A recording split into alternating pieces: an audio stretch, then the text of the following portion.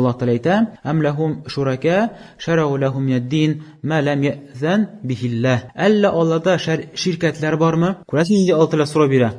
Albatta bu oyat mushriklarga ingan, lekin agarda mushriklar tushgan xatoga musulmonlar tushar ekan, bu oyat ularga da qog'ila. Lekin ayrimma mushriklar, kafirlar, mu'minlar, musulmonlar agarda bidatlari kufrlikka chiqmay ekan, ular islomda qolalar. Bunda Alloh taolochi so'rab bera, inqor qilib so'rab bera, g'azablanib so'rab bera, alla ularda shirkatlar bormi? Ya'ni Alloh taolo ilahiy haqiqiy zot. Ham kishi Alloh taolaga shirkat qo'ya, ya'ni tashrik qo'ya, ya'ni tegiz ittirib boshqa zotni qo'ya, Alloh taolaga tengdosh qo'ya, aytirsin ulayta: "Ey Robbim, senga unda xo'jatul dinga. Mana bizning shayximiz bor xo'ja dinga. Ulda bizga yangi hukmlar berishak. Ey singnatul Alloh taolo, mana boshqa zotlar da bor." Shunda Alloh taolo ayta: "Am lahum shuraka?"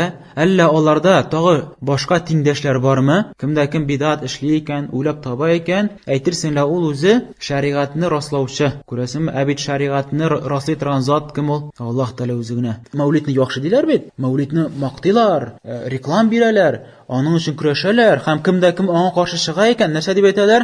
Sen vahabbit deb aytalar. Ko'rasizmi? Chunki ular o'zlarining kuchlari yetmay. Mana bu sufiylar ham ular o'xshagan kabi kishilar, ular bidatni taratalar, ham ularga ahl sunna dalillab chiqqash, ham ular bir qolg'ash, mana narsa sharga, narsa aytirgan menga bir so'zi qolmag'ash, nishli boshli hozir qo'rqita boshli, urti boshli, yoni boshli. Bu bidat ahllarining bu umuman buzuq kishilarning yo'llari shu. Buzuq kishilarning yo'llari shu. Nechuk Musa alayhisalom qoshan haq yo'l bilan, to'g'ri yo'l bilan kelgach, o'natqash, Fir'avn bir so'z qolg'ash, narsa debgina har g'ayibli boshladi.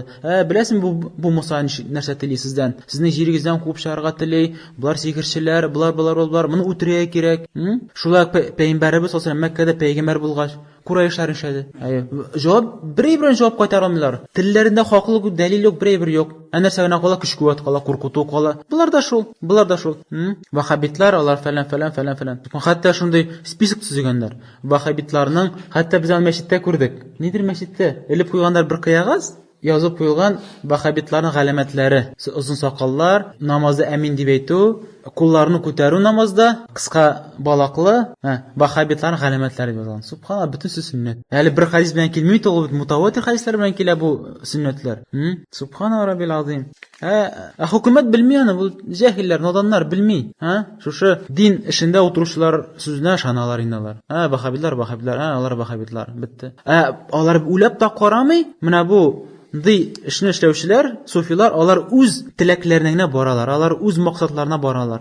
U bilan u seni andi sen vahabit ekan, lekin o'zlari maqsadini kirituv uchun, o'zlarining buzuq dinlarini taratuv uchun, mashhur ular seni tushiralar. Sen vahabit bitta ketdi, sen shunday radikalni. Subhanalloh, la ilaha illalloh.